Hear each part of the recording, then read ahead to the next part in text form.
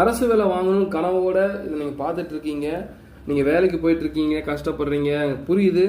இருந்தாலும் சொல்கிறேன், ஒரு நாளைக்கு 2 அல்லது 3 மணி நேரம் தொடர்ச்சியாக இதை நீங்கள் படிக்கிறப்போ இல்லை கேட்குறப்போ என்ன ஆகும்னா ஆட்டோமேட்டிக்காக படிக்க ஆரம்பிச்சிருவீங்க.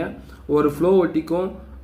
புரியுது, குடும்பத்தையும் பார்க்கணும், கனவையும் நோக்கணும் அப்படின்னு சொன்னோன்னா நீங்கள் கஷ்டப்பட்டு தான் ஆகணும். ஆனால் நீங்கள் இன்றைக்கி படுற கஷ்டம் உங்கள் தலைமுறையை மாற்றும். அதனால் கஷ்டப்படுறதுக்கு பயப்படாதீங்க, கஷ்டப்படுங்க, கஷ்டப்பட வேண்டிய காலத்தில் கஷ்டப்படுங்க.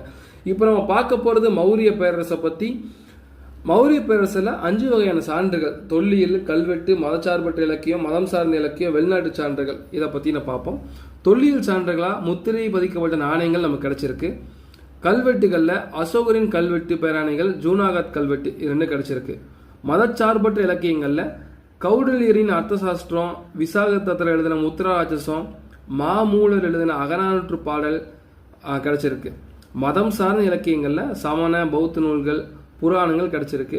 வெளிநாட்டு சான்றுகளாக தீபவம்சம், மகாவம்சம், இண்டிகா இதெல்லாம் கிடைச்சிருக்கு. மௌரிய பேரரசு சான்றுகள் கொஞ்சம் படிச்சுக்குங்க. எப்போவுமே படிக்கிறப்போ டிஸ்கஸ் பண்ணிக்கிட்டே இருக்கணும். படிக்கிறவங்க கூட நம்ம இருக்கணும். மறக்காமல் படிக்கிறவங்க ஃப்ரெண்ட்ஸுக்கு ஷேர் பண்ணுங்கள். அப்படியே பிடிச்சிருந்தால் லைக் பண்ணுங்கள். தேங்க்யூ.